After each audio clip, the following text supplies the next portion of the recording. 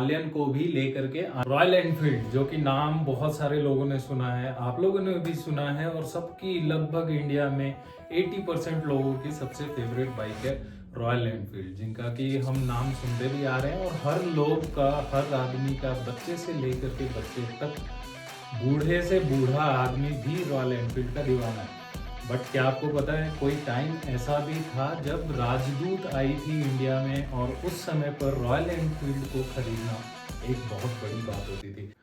In fact मैं आपको ये भी बता देता हूँ कि राजदूत एक ऐसी बाइक थी जो कि बेस्ट ऑफ रोडर मानी जाती थी 1989 में, और 1992 आते आते धीरे धीरे चलन ऐसा चला कि रॉयल एनफील्ड धीरे धीरे लोगों के दिमाग में बसती गई। बट मैं आपको ये भी बता दूं, जहां एक तरफ दूत को जो है वो एस्कॉर्ट डील कर रहा था, उसी समय पर रॉयल एनफील्ड इंडिया में रूल करने से पहले इंग्लैंड की बाइक हुआ करती थी। क्या आपको ये पता है, रॉयल जो नाम है और एनफील्ड जो नाम है ये दोनों कंबाइंड नहीं है। Royal arms small arms factory थी, रॉयल एनफील्ड जो कंपनी है ये दोनों अलग अलग है। रॉयल आर्म्स की जो कंपनी थी उसने इस मोटरसाइकिल का प्रोडक्शन शुरू किया, बट जो एनफील्ड एक जगह का नाम है जो कि इंग्लैंड में स्थित है।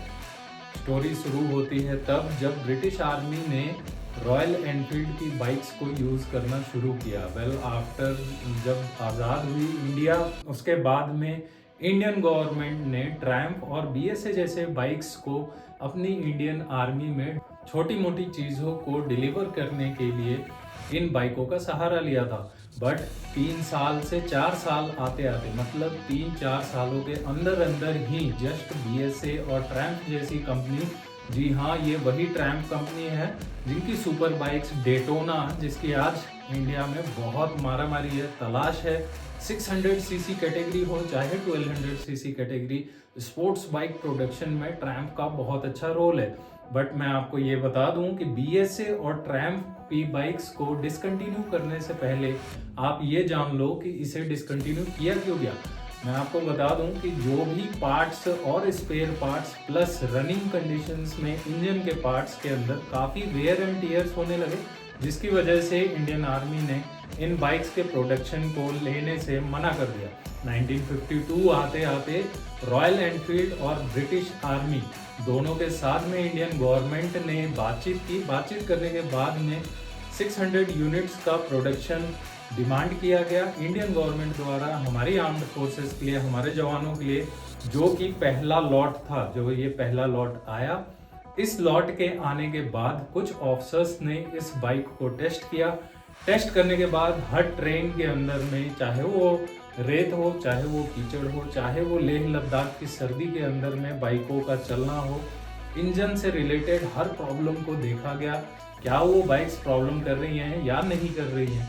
इसके बाद में उन अफसरों ने फाइनली ये डिसीजन लिया कि इस बाइक को भी इंडियन आर्मी में होना चाहिए। उसके बाद में कारगिल वॉर हुआ। कारगिल वॉर के दौरान इस बाइक ने काफ़ी अच्छा प्रदर्शन किया और उस समय पर इस बाइक के अंदर में 4 स्ट्रोक इंजन 350 सीसी प्रोडक्शन का बोलबाला था। मैं आपको ये भी बताते हुए चलता हूँ कि अभी फिलहाल के दौर में रॉयल एनफील्ड के साथ साथ हीरो की कंपनी डिलक्स का भी चलन इंडियन आर्मी में चलता आ रहा है। वैसे आपको ये पता होना चाहिए कि रॉयल एनफील्ड एक ऐसी कंपनी है जो कि पहले आर्म्स मैन्युफैक्चरिंग में बहुत एक्सपर्ट हुआ करती थी। आज रॉयल एनफील्ड, बहुत सारे लोगों को ये नहीं पता कि इंडिया की कंपनी नहीं है। 80% लोगों को तो ये भी नहीं पता कि रॉयल और एनफील्ड ये दोनों अलग अलग चीज़ है। अब मैं आपको बता दूं, 1996 आते आते रॉयल एनफील्ड ने पार्टनरशिप की आइशर मोटर के साथ में। जैसी ये पार्टनरशिप सक्सेसफुल हो गई, इंडियन गवर्नमेंट ने 700 यूनिट्स की डिमांड की। किससे? इंग्लैंड मोटर से। इंग्लैंड में रॉयल एनफील्ड की कंपनी से 700 यूनिट्स को डिलीवर करने का एक रिक्वेस्ट डाला गया, जिस रिक्वेस्ट की एक टर्म कंडीशन थी इंडियन गवर्नमेंट द्वारा, और वो टर्म कंडीशन ये थी कि मैन्युफैक्चरिंग जो होनी चाहिए वो इंडिया में होनी चाहिए, जो कि अभी मद्रास में अवेलेबल है। मद्रास के चेन्नई में इसका मैन्युफैक्चरिंग प्लांट बनाया गया। मैन्युफैक्चरिंग प्लांट बनने के बाद में 700 यूनिट्स की डिमांड को पूरा कर दिया गया रॉयल एनफील्ड के द्वारा। उसके बाद 3 सालों के बाद, यानी कि 1999 आते आते रॉयल एनफील्ड थोड़ी थोड़ी पॉपुलर होना इंडिया में शुरू हो गई। आपको मैं बता दूं, ट्रैम्प और बीएसए का जो प्रोडक्शन यूनिट्स थी वो वर्ल्ड में सिर्फ इंडिया एक ऐसी कंट्री है जिन्होंने एक्वायर किया था। वेल, अर्लियर इंडिया में रॉयल एनफील्ड आने से पहले ब्रिटिश आर्मी रॉयल एनफील्ड की बाइक को एज एन एम्बुलेंस और एज एन गन फाइटर के रूप में यूज किया करती थी। सन 2002, यानी कि ये तब दौर था जब कारगिल वॉर खत्म हो चुका था। कारगिल वॉर खत्म होने के बाद में इंडियन आर्मी ने और 600 यूनिट्स की डिमांड की थी, जिसको की टर्म कंडीशंस ये थी, जो कि मैं आपको पहले बता चुका हूँ कि मैन्युफैक्चरिंग जो है वो इंडिया में होनी चाहिए, जिसको रॉयल एनफील्ड ने एक्सेप्ट किया और इस यूनिट की डिलीवरी दे दी गई। हालांकि इंडियन आर्मी में रिपब्लिक डेज के ऊपर में रॉयल एनफील्ड का बहुत बड़ा रोल है, जो कि हमारी मिलिट्री पुलिस एक संस्था जो कि इंडियन आर्मी से ही रिलेशन रखती है। इनफैक्ट ये एक इंडियन आर्मी का बहुत स्पेशल पार्ट है। खास करके इंडियन आर्मी में रॉयल एनफील्ड को स्टंट्स के लिए बहुत यूज किया जाता है। 2019 के अंदर रॉयल एनफील्ड की हिमालयन, जिसको कि आप अभी मेरे पीछे बैकग्राउंड में देख रहे हो, 2019 के अंदर में इस बाइक को टेस्ट किया गया। हिमालयन को टेस्ट करने के पीछे बहुत सारे रीजंस भी थे। वेल, इंडिया में बहुत सारे लोगों को ये नहीं पता कि रॉयल एनफील्ड जल्द ही हिमालयन को भी लेकर के आने वाला है। कहाँ लेकर के आने वाला है? अपनी आर्म्ड फोर्सेस में। बट इसके पीछे रीजन ये है कि रॉयल एनफील्ड को यूज किया जाएगा पीस एरियाज के अंदर में हमारी आर्म्ड फोर्सेस के द्वारा। अभी फिलहाल army, navy, air force, BSF, CRPF और आईटीबीपी जैसे हमारी जो स्पेशल फोर्सेस हैं उनमें भी रॉयल एनफील्ड को यूज़ किया जा रहा है। बट सवाल ये होता है कि आखिर रॉयल एनफील्ड और हीरो की डिलक्स होने के बावजूद भी आखिर ज़रूरत क्या पड़ गई?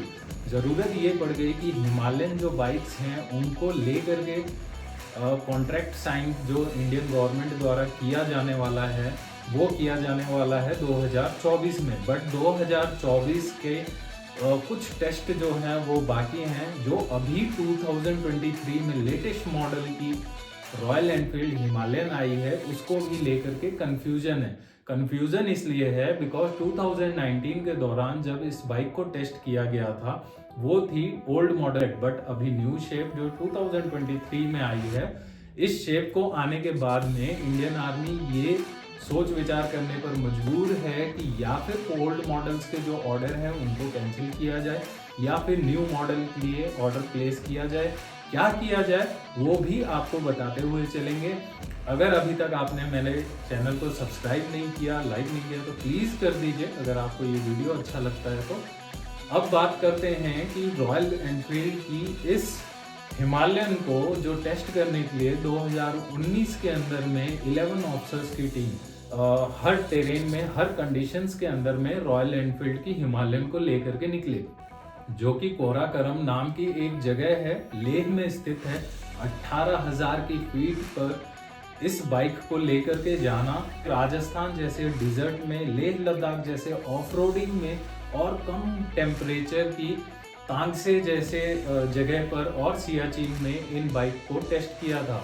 वेल, इसमें कोई डाउट नहीं है कि रॉयल एनफील्ड की हिमालयन वो इंडियन आर्म्ड फोर्सेस, हमारे जवानों को काम बहुत ज़्यादा करेगी, बहुत ज़्यादा कैपेबल है इंडियन आर्मी के लिए।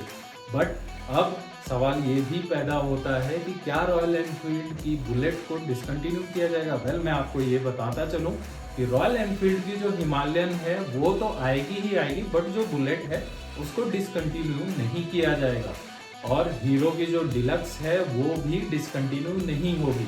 इंडियन गवर्नमेंट ने ये डिसीजन लिया है और 2024 यानी कि नया साल जो कि अगले महीने से शुरू होने वाला है, उसके अंदर मार्च महीने के अंदर, मार्च से अप्रैल के अंदर में इस डील को फाइनल करके डिस्क्लोज किया जाएगा।